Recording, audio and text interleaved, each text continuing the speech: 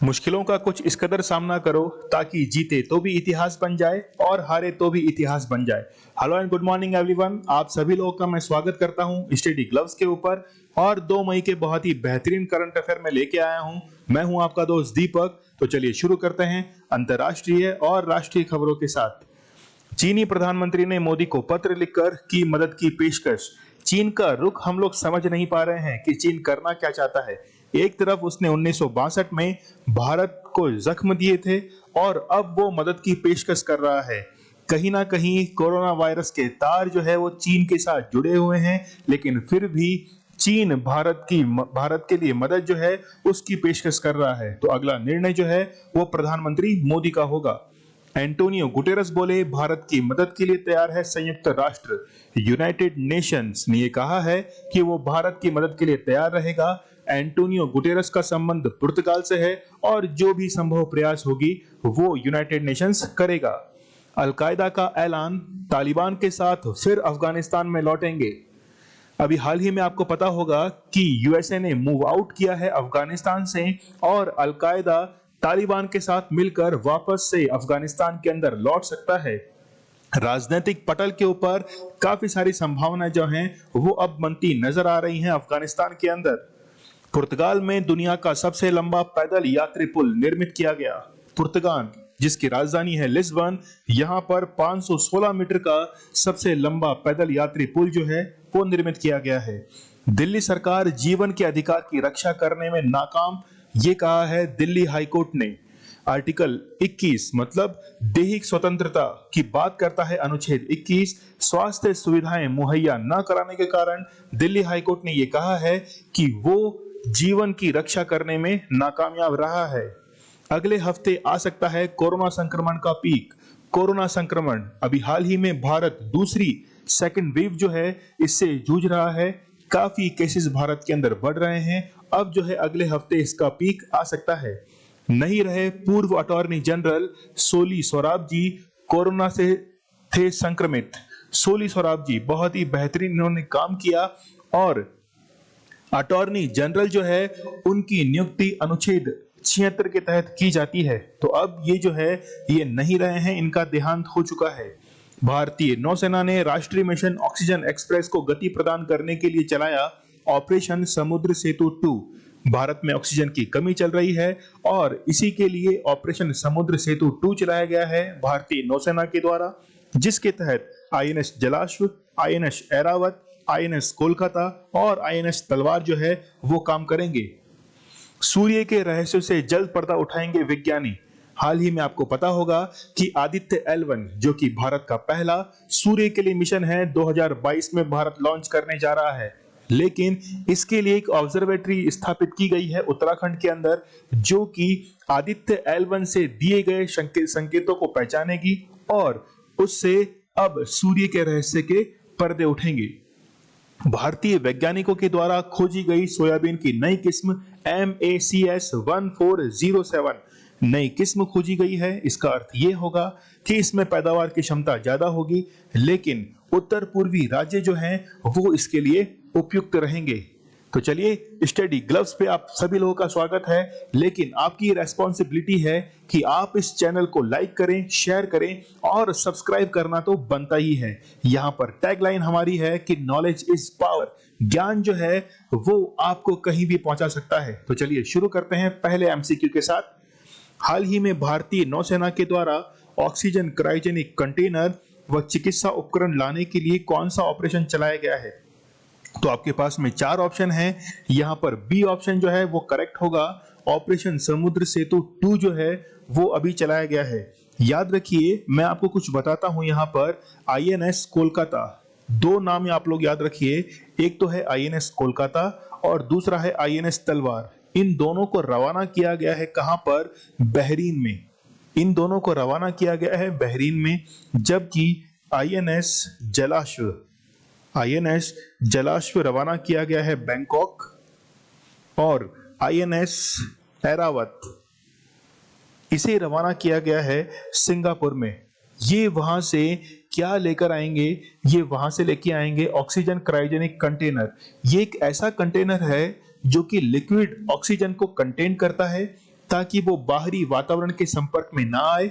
यदि वो बाहरी वातावरण के संपर्क में आती है तो उस परिस्थिति के अंदर ये वेपोराइज्ड हो जाएगी और इसका जो काम है वो पूरा समाप्त हो जाएगा। इसलिए इसे कंटेंट करने के लिए ये क्रायोजेनिक कंटेनर जो है वो लाए जा रहे हैं। तो चलिए हम लोग इसके और ऑप्शंस पे गौर कर लेते हैं। यहाँ पे लिखा हुआ है ऑपरेशन प्रहार 3। ऑपरेशन प्रहार 3 आपको पता होगा कि छत्तीसगढ़ के अंदर अभी नक्सली हमला हुआ था। कई भारतीय सैनिक जो थे, जवान, वो शहीद हुए थे।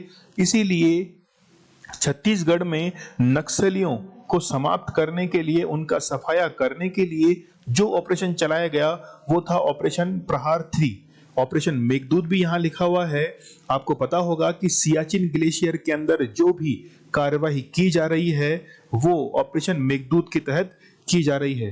तो चलिए आगे बढ़ते हैं हम लोग। न्यूज़पेपर का आर्टिकल आप लोग यहाँ पे देख सकते हैं। यहाँ पे लिखा हुआ है आईएनएस कोलकाता और आईएनएस तलवार जो है इनको कहाँ पे रवाना किया गया है, बहरीन के अंदर। और बहरीन के अंदर मनामा बंदरगाह जो है वो भी स्थित है। एक क्वेश्चन ये भी फ्रेम हो सकता है कि मनामा जो बंदरगाह है वो कहाँ स्थित है, तो आप लोग याद रखिए वो कहाँ स्थित है, बहरीन के अंदर स्थित है। बहुत ही बेहतरीन ये क्वेश्चन बन सकता है। आईएनएस जलाश्व को बैंकॉक रवाना किया गया है और आईएनएस ऐरावत जो है इसको कहाँ रवाना किया गया है, सिंगापुर रवाना किया गया है। हम लोग कितनी ऑक्सीजन मंगवा रहे हैं, 40 मीट्रिक टन जो है वो लिक्विडफाइड ऑक्सीजन जो है वो मंगवाई जा रही है। ये मैं आप लोगों को और बता दूं, आप लोगों ने एक ऑपरेशन का नाम सुना होगा, ऑपरेशन वंदे भारत। ऑपरेशन वंदे भारत जो है ये भी एक चलाया गया था 5 मई 2020 को। 5 मई 2020 को ये अभियान चलाया गया था, जिसके तहत कोरोना के चलते जो भी भारतीय बाहर फंसे हैं उनको भारत में लाने के लिए वंदे भारत मिशन जो है वो 5 मई 2020 को चलाया गया था। चलिए दो ऑपरेशन हम लोग यहाँ पे और देख लेते हैं। एक तो है ऑपरेशन राहत और एक है ऑपरेशन सुकून। ऑपरेशन राहत आप लोग याद कीजिए, ऑपरेशन राहत है जो कि यमन के अंदर चलाया गया था। ये यमन के अंदर चलाया गया था वर्ष 2015 के अंदर, जबकि ऑपरेशन सुकून जो है, ऑपरेशन सुकून ये वर्ष 2006 के अंदर चलाया गया था। जो चलाया गया था कहां पर, बैरूत के अंदर। ये चलाया गया था कहां पर, बैरूत के अंदर चलाया गया था। चलिए भारत किस देश से क्रायोजेनिक ऑक्सीजन टैंकर आयात कर रहा है, तो क्रायोजेनिक ऑक्सीजन टैंकर जो है वो आयात कर रहा है 6 तो इसने आयात किए हैं दुबई से, और इसने 4 जो आयात किए हैं वो किए हैं कहां से, थाईलैंड से आयात किए हैं। ठीक है, तो 4 और 6 का जो है आंकड़ा वो आप लोग याद रखना। यहाँ पे आप लोग एक नॉर्मल सिलेंडर जो है वो देख सकते हैं, ये है नॉर्मल सिलेंडर। यहाँ पर इसके बीच में यदि मान लीजिए कोई गैस है तो वो गैस जो है वो क्या करेगी, वो इससे कंप्रेस होगी और सिलेंडर के अंदर वो फिल हो जाएगी। यहाँ पर एक हम लोग डायग्राम देख सकते हैं, ये है किसका, क्रायोजेनिक ऑक्सीजन टैंकर का ये डायग्राम है। क्रायोजेनिक ऑक्सीजन टैंकर की खास बात है कि इसकी जो लेयर है, ये जो सरफेस है ये डबल लेयर्ड रहती है, जिससे ये बाहरी वातावरण के संपर्क में नहीं आ पाती गैस, और ये जो लिक्विड ऑक्सीजन है इसका टेम्परेचर बढ़ नहीं पाता, जिससे ये लिक्विड फॉर्म के अंदर ही रहती है। यहाँ पे नेक्स्ट देखिए, भारतीय नौसेना अध्यक्ष कौन है, तो भारतीय नौसेना अध्यक्ष का आप लोग नाम याद रखना, एडमिरल कर्मवीर सिंह जो है, कर्मवीर सिंह। ये कौन है, ये हैं भारतीय नौसेना अध्यक्ष। चलिए आगे बढ़ते हैं हम लोग। नेक्स्ट क्वेश्चन हमारे सामने है, हाल ही में सोली सोराब जी का निधन हुआ है, वह भारत के किस संवैधानिक पद पर रह चुके हैं, तो ये जो हैं वो अटॉर्नी जनरल रह चुके हैं भारत के। वर्तमान में अटॉर्नी जनरल कौन है, वर्तमान में अटॉर्नी जनरल हैं के वेणुगोपाल। के वेणुगोपाल जो हैं वो वर्तमान में अटॉर्नी जनरल है। यदि पूछे सॉलिसिटर जनरल के लिए तो आप लोग को याद करना है Tushar Mehta. Tushar Mehta. Controller auditor general मतलब सीएजी कौन है अभी, तो सीएजी कौन है, गिरीश चंद्र मुर्मू। गिरीश चंद्र मुर्मू जो हैं वो वर्तमान के अंदर सीएजी हैं। ये पहले जम्मू एंड कश्मीर के क्या रह चुके हैं, लेफ्टिनेंट गवर्नर, ये वहां पे रह चुके हैं, उपराज्यपाल रह चुके हैं। चीफ जस्टिस कौन है भारत के अभी, तो वो कौन है, एन.वी. रमन्ना। एन.वी. रमन्ना जो हैं वो अभी चीफ जस्टिस हैं, जिन्होंने 24 अप्रैल को अपना पदभार ग्रहण किया था। S.A. बोबडे के बाद अब ये जो हैं वो न्यायाधीश बने हैं। तो चलिए आगे बढ़ते हैं हम लोग। यहाँ पे न्यूज़पेपर का आर्टिकल आप लोग देख सकते हैं। 1971 के अंदर ये बॉम्बे हाई कोर्ट में क्या बने थे? सीनियर मोस्ट जज बने थे। अटॉर्नी जनरल का मुख्य कार्य क्या है? इसको हम लोग एक एग्जाम्पल से समझ सकते हैं। आप लोगों ने केशवानंद भारती का केस सुना होगा, केशवानंद भारती केस। तो केशवानंद भारती जो केस है वो कब हुआ था? 1973 के अंदर हुआ था। लेकिन इसमें हम लोग आगे ऐसे लिखते हैं, केशवानंद भारती बनाम भारत संघ। तो जो भी सरकार की तरफ से केस लड़ता है उसे कौन हैंडल करता है? वो हैंडल करता है अटॉर्नी जनरल। तो हम लोग कह सकते हैं कि ये भारत का सबसे बड़ा वकील होता है जो कि सरकार की तरफ से केस लड़ता है। इसको हम लोग कहते हैं हिंदी के अंदर महान्यायवादी। महान्यायवादी जो है ये संसद की सभी बैठकों में भाग ले सकता है, वहां पर बोल सकता है, लेकिन याद रखना इसको वोटिंग के राइट्स नहीं है, ये वोट नहीं कर सकता है। चलिए नेक्स्ट बढ़ते हैं हम लोग। अटॉर्नी जनरल की शपथ का उल्लेख किस अनुच्छेद में है? तो ऑथ जो है ये दिलाई जाती है प्रेसिडेंट के द्वारा। प्रेसिडेंट जो हैं ये इनको ऑथ दिलाते हैं। और कौन से आर्टिकल के अंदर है? तो आर्टिकल आप लोग याद कीजिए, आर्टिकल 76 के अंदर इनकी ऑथ का, शपथ का उल्लेख है। भारत के प्रथम अटॉर्नी जनरल कौन थे? तो प्रथम अटॉर्नी जनरल जो थे वो थे MC सीतलवाड़। MC सीतलवाड़ जो हैं वो भारत के पहले अटॉर्नी जनरल थे। चलिए थर्ड क्वेश्चन आप लोग के सामने है, किस देश के द्वारा विश्व का सबसे लंबा पैदल यात्री पुल निर्मित किया गया है? तो सबसे लंबा पैदल यात्री पुल है, इसकी जो लंबाई है वो 516 मीटर है। और यदि हम लोग ऊंचाई की बात करें तो इसकी ऊंचाई है 175 मीटर। यदि मान लीजिए ये नदी के बारे में पूछ ले कि किस नदी के ऊपर स्थित है, तो आप लोग को याद रखना है कि ये किस नदी पर है? पेवा नदी के ऊपर स्थित है। तो कहां स्थित है? पुर्तगाल के अंदर ये स्थित है। चलिए आगे देखते हैं हम लोग। मंगल ग्रह पर उड़ने वाला पहला हेलीकॉप्टर कौन सा है? तो आपको पता होगा कि इनजेन्युइटी जो है, इनजेन्युइटी ये मंगल ग्रह के ऊपर उड़ने वाला सबसे पहला हेलीकॉप्टर है। 3 मिशन के बारे में मैं बताता हूं आप लोगों को। एक तो है यूएई का मिशन। यूएई का कौन सा मिशन था? यूएई का था होप मिशन, ठीक है। फिर था यूएसए का परसिवरेंस। परसिवरेंस जो है ये यूएसए का मिशन था। उसके बाद में एक और मिशन था जो कि चाइना का था, ये था Tianwan-1। Tianwan-1 जो है ये किसका था? ये चीन का था। तो यूएसए का जो परसिवरेंस मिशन था इसके साथ में ही इंजेन्युइटी हेलीकॉप्टर जो है वो मंगल ग्रह के ऊपर गया था। ये तीनों ही मिशन जुलाई 2020 के अंदर, याद रखिएगा, तीनों ही मिशन जो है वो जुलाई 2020 के अंदर छोड़े गए थे, जो कि फरवरी 2021 के अंदर जाकर पहुंचे हैं। नेक्स्ट क्वेश्चन देखिए, विश्व का सबसे ऊंचा जलप्रपात, वाटरफॉल कौन सा है? यहां पर वाटरफॉल की क्यों बात की जा रही है? क्योंकि अभी ऑप्शन के अंदर था वेनेजुएला। तो वेनेजुएला के अंदर एंजिल वाटरफॉल जो है वो स्थित है। एंजिल विश्व का सबसे ऊंचा जलप्रपात है जो कि किस नदी के ऊपर स्थित है? कोरू नदी के ऊपर। कोरू नदी के ऊपर विश्व का सबसे ऊंचा जलप्रपात स्थित है। जैसे ब्राजील के अंदर सबसे लंबी नदी जो है वो है अमेजन। अमेजन की सहायक है ऑर्निको, और ऑर्निको की सहायक है कौन सी? कोरू नदी। तो कोरू नदी पर स्थित है विश्व का सबसे ऊंचा जलप्रपात। चलिए नेक्स्ट क्वेश्चन हमारे सामने है, किस देश के द्वारा अपनी पहली कोविड वैक्सीन जो है बूटानेक वे निर्मित की गई है? तो यहाँ पे आप लोग याद रखिए ये इस देश की पहली वैक्सीन है और आंसर रहेगा इसके अंदर ब्राजील। तो पहली वैक्सीन जो निर्मित की गई है वो ब्राजील के द्वारा निर्मित की गई है। भारत के अंदर भी आपको पता होगा कि एक तो है कोविशील्ड, भारत के अंदर एक तो है कोविशील्ड जिसे निर्मित किया जा रहा है सीरम इंस्टीट्यूट के द्वारा, और सीरम इंस्टीट्यूट के सीईओ हैं अदार पूनावाला। अदार पूनावाला जो है वो इसके सीईओ हैं। चलिए हम लोग फिर देखते हैं कोवैक्सीन। कोवैक्सीन जो है ये भारत बायोटेक के द्वारा बनाई जा रही है। भारत बायोटेक के द्वारा बनाई जा रही है। और अभी हाल ही के अंदर तीसरी वैक्सीन जो है इसको भी अनुमति दी गई है और वो है स्पुतनिक वी। इसे कहां से आयात किया गया है? इसे आयात किया गया है कहां से? रूस से। एक फैक्ट हम लोग और लेके चलते हैं कि विश्व के अंदर सबसे पहला वो देश कौन सा है जो कि निशुल्क वैक्सीन जिस देश को निर्यात की गई है वो कौन सा है? तो याद रखना, अफ्रीका का घाना देश, जिसको विश्व में सबसे पहले निशुल्क वैक्सीन जो है वो उपलब्ध कराई गई है।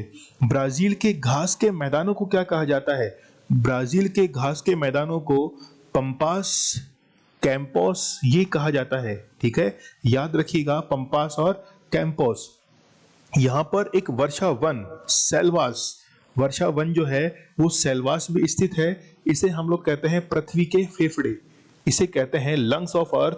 पृथ्वी के फेफड़े भी इसे कहा जाता है, क्योंकि पृथ्वी पर जितनी भी प्रदूषणकारी जो गैसें हैं उनको प्योरीफाई करता है ये सेल्वास के वन। चलिए, किस वैक्सीन की केवल एक ही डोज काफी होती है? तो आपको पता होगा जॉनसन एंड जॉनसन जो है इसकी केवल एक ही डोज जो है वो काफी रहती है। ये कहां की है? यह है यूएसए की वैक्सीन। ठीक है, यह है यूएसए की वैक्सीन। भारत ने सबसे पहले किस देश को वैक्सीन निर्यात की थी? तो आप लोग याद रखना, भारत ने सबसे पहले भूटान को और फिर उसके बाद में मालदीव को वैक्सीन जो थी वो निर्यात की थी। कोविड एंटीबॉडीज के साथ विश्व की पहली बच्ची ने कहां जन्म लिया था? तो न्यूयॉर्क जो है वहां पर विश्व की पहली बच्ची ने जन्म लिया, जिसके अंदर ऑलरेडी पहले से ही कोविड के लिए एंटीबॉडीज निर्मित थी। चलिए अगला क्वेश्चन, पांचवा क्वेश्चन आप लोगों के सामने है कि व्हाट इज MACS 1407? ये क्या है? ये आप लोग को बताना है। तो ये न्यू वेरिएंट ऑफ कॉटन है, न्यू वैरायटी ऑफ सोयाबीन है, फिर ये क्या है? न्यू मेडिसिन ऑफ कोविड या PPE किट है। तो यहां पर बी जो है ये इसका करेक्ट आंसर रहेगा। तो भारतीय वैज्ञानिकों ने सोयाबीन की एक नई किस्म जो है इसको इजाद किया है। इसकी उपज अधिक है, इसकी जो उपज है वो अधिक है। दूसरी खास बात कि ये कीटाणु रोधी है। ठीक है, आसानी से जो है इस पर कोई बैक्टीरिया वगैरह नहीं लगते हैं। लेकिन याद रखना, ये असम, पश्चिम बंगाल, झारखंड या हम लोग कहें कि उत्तर पूर्वी नॉर्थ ईस्ट जो इंडियन स्टेट्स हैं वहां पर ये फसल जो है वो काफी उगाई जाती है। तो आप लोग याद रखना, MACS 1407 ये सोयाबीन की क्या है? नई किस्म है। बीटी का पूरा नाम क्या है? आप लोगों ने जैसे बीटी कॉटन सुना होगा, बीटी ब्रिंजल सुना होगा, तो बीटी के अंदर ये बीटी क्या है? इसे हम लोग कहते हैं बैसिलस थीरोजेनेसिस। ये क्वेश्चन कई बार एग्जाम्स में पूछा जाता है। इसे हम लोग कहते हैं बैसिलस थीरोजेनेसिस जो है इसको कहा जाता है। एवियन बोटुलिज्म क्या है? एवियन बोटुलिज्म जो है ये भी एक बैक्टीरिया है। ये भी क्या है? एक बैक्टीरिया है। अभी हाल ही में आपको पता होगा कि राजस्थान के अंदर एक झील स्थित है, सांभर झील। सांभर झील में जो साइबेरियन क्रेन्स हैं इनकी मृत्यु हुई थी। तो वो किसके कारण हुई थी? वो एवियन बोटुलिज्म के कारण हुई थी। ये जो बैक्टीरिया है वो कहाँ पाया जाता है? ये मिट्टी के अंदर पाए जाने वाला बैक्टीरिया है। एक फैक्टर आप लोग याद रखिए कि अभी हाल ही में आपको पता होगा कि हिमाचल प्रदेश में एक बांध है जिसे कहते हैं पौंग बांध। इस पौंग बांध पर काफी सारे पक्षियों की मृत्यु हुई थी, लगभग 1500 पक्षियों की। ये किसके कारण हुई थी? बर्ड फ्लू के कारण। ये जो हुई थी ये बर्ड फ्लू के कारण इनकी मृत्यु हुई थी। और बर्ड फ्लू का जो वायरस था वो था H5N1 बर्ड फ्लू। देखिए, बर्ड फ्लू जो है ये बर्ड टू बर्ड मतलब जानवर से जानवर के अंदर फैलता है, लेकिन जब ये कभी जानवर से इंसान में फैलने लगता है तो इंसानों में जो मॉर्टेलिटी रेट है, मृत्यु की जो दर है, वो काफी अधिक रहती है। भारत में हरित क्रांति का जनक किसे कहा जाता है? तो भारत में हरित क्रांति का जनक कहा जाता है MS स्वामीनाथन। किसे कहा जाता है? MS स्वामीनाथन को कहा जाता है। वह गेहूं की किस्म किस देश से लेकर आए थे? तो वो लेके आए थे कहां से? मैक्सिको से वो गेहूं की किस्म लेके आए थे और उसे कहां लाकर उगाया था? पंजाब के अंदर लाकर उगाया था? यदि पूछा जाए कि पूरे विश्व में हरित क्रांति के जनक कौन है, तो वो है नॉर्मन बोरलॉग। नॉर्मन बोरलॉग का आप लोग याद रखना। एक श्वेत क्रांति का आप लोग और याद रख लीजिए, व्हाइट रिवॉल्यूशन का, वो कौन है? वर्गीज कुरियन है। चलिए अगले क्वेश्चन की तरफ हम लोग बढ़ते हैं। छठा, सिक्स्थ क्वेश्चन आप लोग के सामने है कि किस राज्य के विलाचेरी में बने प्रसिद्ध मिट्टी के खिलौनों के लिए भौगोलिक संकेतक प्रदान किए गए हैं? तो आप लोग याद रखना, तमिलनाडु के अंदर ये खिलौने बनाए जाते हैं। काफी खूबसूरत आप लोग खिलौने यहाँ पे देख सकते हैं। ये खिलौने मिट्टी से निर्मित हैं और अभी इन्हें हाल ही में भौगोलिक संकेतक दिया गया है। तमिलनाडु की आप लोग एक और याद रखिए, एक तो है इरोड हल्दी। इरोड हल्दी जो है, इसे भी ज्योग्राफिकल इंडिकेशन दिया गया था। इसके साथ में डिंडीगुल ताला, डिंडीगुल ताला जो है, इसे भी क्या दिया गया था? जीआई टैग दिया गया था। तो जीआई टैग के बारे में कुछ एक फैक्ट्स जो है वो हम लोग जान लेते हैं कि जीआई टैग होता क्या है, भौगोलिक संकेतक क्या होता है। ये उस स्पेसिफिक लोकेशन की कैरेक्टरिस्टिक रखता है और कुछ क्वालिटीज जो हैं वो केवल उसी क्षेत्र में पाई जाती हैं। जैसे सबसे पहले जो जीआई टैग दिया गया था वो 2004 के अंदर दार्जिलिंग की चाय को दिया गया था। तो दार्जिलिंग की चाय को यदि आप लोग घर पे लाके बनाएंगे तो वो चाय के अंदर वो स्वाद नहीं रहेगा जो कि दार्जिलिंग के अंदर पीने को मिलता है। इसलिए वो स्थान विशेष पर निर्भर करता है। लेकिन ये जीआई टैग जो है वो भारत के अंदर कौन इशू करता है? इसके लिए एक एक्ट, अधिनियम काम करता है, वो है ज्योग्राफिकल इंडिकेशन गुड्स एक्ट 1999। ये जो है, ये किस मिनिस्ट्री के अंदर में आता है? तो ये आता है दीप के, department of industry promotion and internal trade, ministry of commerce and industry के अंडर में आता है, जो कि भारत के अंदर क्या प्रदान करती है? जीआई टैग जो है वो प्रदान करती है। तमिलनाडु के बारे में कुछ फैक्ट हम लोग देख सकते हैं। तमिलनाडु के जो मुख्यमंत्री हैं वो हैं के पलनास्वामी। तमिलनाडु के जो राज्यपाल हैं वो है बनवारीलाल पुरोहित। तमिलनाडु के कुछ पर्वत, माउंटेन्स हम लोग देख सकते हैं, पलानी है, शेवरॉय है, जेवादी है, फिर पंचमलाई है, फिर सिरुमलाई है। लोक नृत्य जो है वो यहाँ पे कौन सा है? भरतनाट्यम। राष्ट्रीय उद्यान यहाँ पे वेदांत गल अभ्यारण्य, इंदिरा गांधी अभ्यारण्य और मधुमलाई अभ्यारण्य यहाँ पर स्थित है। चलिए नेक्स्ट क्वेश्चन हम लोग देखते हैं। बीआरओ की पहली महिला कमांडिंग अधिकारी कौन बनी है? तो वो कौन बनी है? वैशाली हिवासे जो है वो बीआरओ यानी कि बॉर्डर रोड ऑर्गेनाइजेशन की पहली कमांडिंग महिला अधिकारी बनी है। यहाँ पर दूसरा ऑप्शन आप लोग देख सकते हैं, अवनी चतुर्वेदी। ये क्या है? भारत की पहली महिला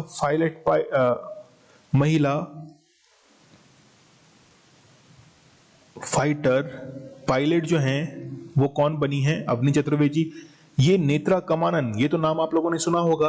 टोक्यो ओलंपिक के लिए क्वालिफाई करने वाली पहली महिला जो कि नौकायान के अंदर क्वालिफाई किया है। भक्ति शर्मा कौन है? इंग्लिश चैनल को पार करने वाली पहली महिला जो है वो कौन है? वो है भक्ति शर्मा। यदि मान लीजिए पुरुष के लिए पूछे कि इंग्लिश चैनल को पार करने वाले पहले पुरुष कौन से हैं, तो वो याद रखना पीयूष शर्मा थे। चलिए कुछ एक फर्स्ट वुमेन्स को हम लोग देख सकते हैं। जैसे निर्मला सीतारमन के बारे में देखें तो India first women defence minister हैं। गगनदीप कंग जो हैं वो first Indian women to be elected royal society fellow. Heena Jaiswal, बहुत इंपॉर्टेंट है हीना जायसवाल के बारे में, ये आप लोग देखिए हीना जायसवाल के बारे में कि first Indian woman flight engineer जो हैं वो कौन है? हीना जायसवाल हैं। फिर जीएस लक्ष्मी, ये क्वेश्चन जो है वो अभी एग्जाम के अंदर भी पूछा गया था जीएस लक्ष्मी के बारे में, ये काफी इंपॉर्टेंट है। First ever woman to be appointed to the ICC international panel of match referees, तो आप लोग जीएस लक्ष्मी के बारे में याद रखना। अदिति अशोक, ये भी आप लोग याद रखना, फर्स्ट इंडियन फीमेल गोल्फर हैं। राही सरनोबत जो हैं वो first Indian women to win shooting gold medal in Asian Games. फिर आप लोग याद रखना सावित्री फुले, ये क्या है? भारत की पहली महिला टीचर अध्यापक ये हैं। एनी बेसेंट जो थी वो इंडियन नेशनल कांग्रेस की पहली महिला अध्यक्ष बनी थी। फिर है पंडित रमाबाई, ये first Indian women to be awarded the Kaisare Hind medal by British Raj. चलिए आगे बढ़ते हैं हम लोग 8वें क्वेश्चन की ओर।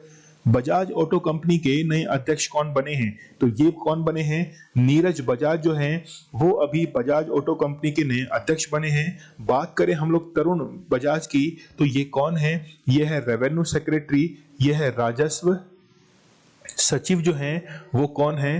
तरुण बजाज है। एन रमन्नम की हम लोग बात करें तो ये कौन है? सिडबी के अध्यक्ष हैं। ये कौन है? ये हैं सिडबी के अध्यक्ष। और चिंतन वैष्णव अटल इनोवेशन मिशन के, याद रखना, अटल इनोवेशन मिशन के जो हेड हैं, डायरेक्टर जो हैं वो कौन है? चिंतन वैष्णव है। चलिए नेक्स्ट देखते हैं हम लोग। हाल ही में आरबीआई के किस पूर्व गवर्नर की का निधन हुआ है? तो आप लोग याद रखना, इन्होंने बैंकिंग सेक्टर के अंदर बहुत ही बेहतरीन काम किया है, तो आप लोग नाम याद रखना, नरसिम्हन। इनका नाम है नरसिम्हन। इन्होंने बैंकिंग सेक्टर में जितने भी इकोनॉमिक रिफॉर्म हो सकते हैं उसके लिए काम किया है।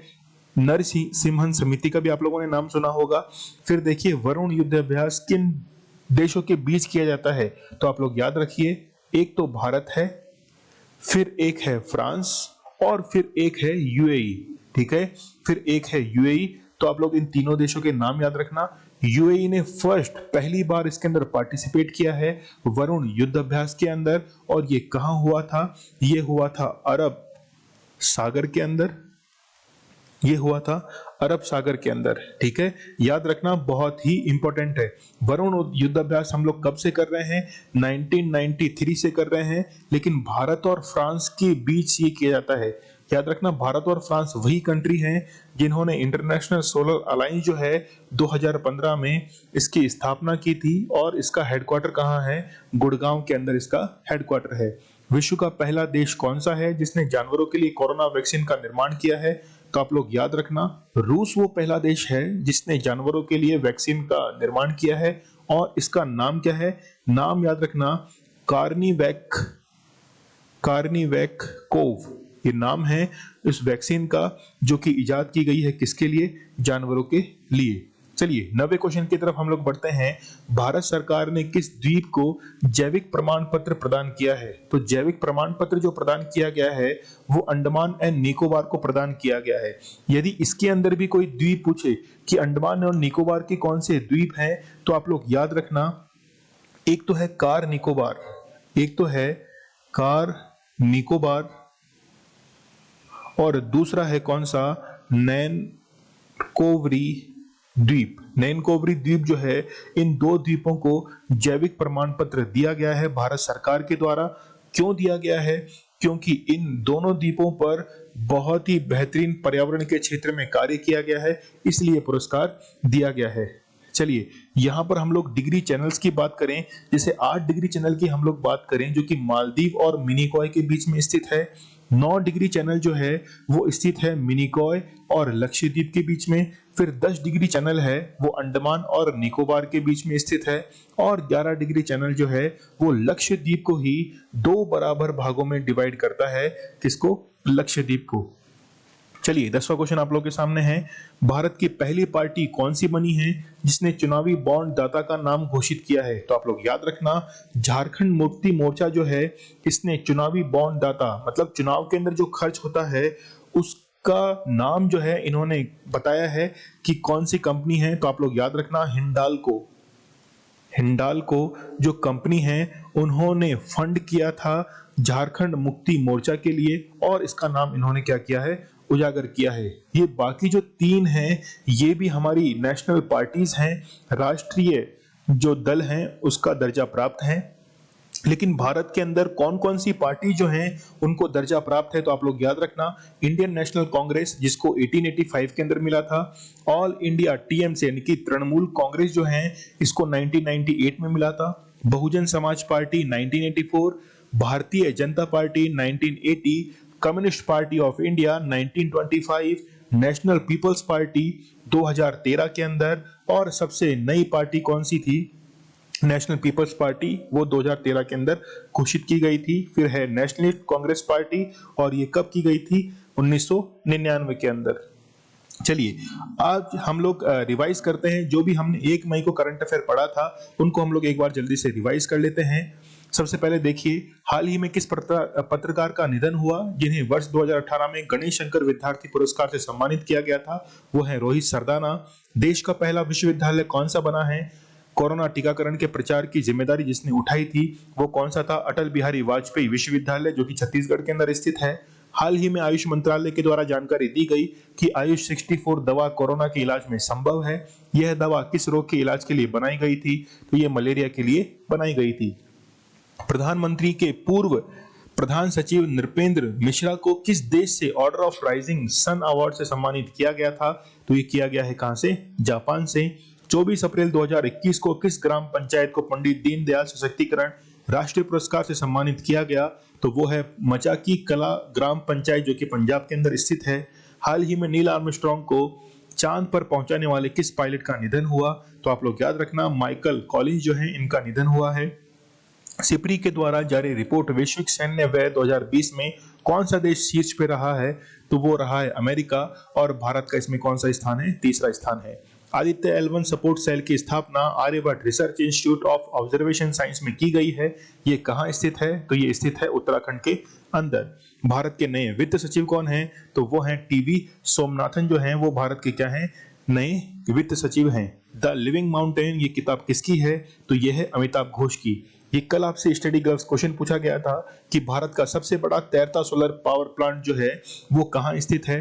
तो वो है स्थित तेलंगाना के अंदर। यदि पूछे कि भारत का पहला कहां पर था तो भारत का पहला स्थित था केरल के अंदर, दूसरा जो था वो गुजरात के अंदर स्थित किया गया था, बनाया गया था, और तीसरा जो है वो तेलंगाना के अंदर निर्मित किया गया है। ठीक है, अब जो बनने जा रहा है भविष्य के अंदर वो मध्य प्रदेश में विश्व का सबसे बड़ा तैरता सोलर पावर प्लांट जो है वो बनेगा नर्मदा नदी के ऊपर। तो ये है आज आपका स्टडी ग्लव्स क्वेश्चन। आप लोग को बताना है कमेंट बॉक्स के अंदर कि इथेनॉल संवर्धन नीति को लागू करने वाला भारत का पहला राज्य कौन सा है। आज का सेशन आप लोगों को कैसा लगा मुझे कमेंट बॉक्स में जरूर बताइएगा। Thank you.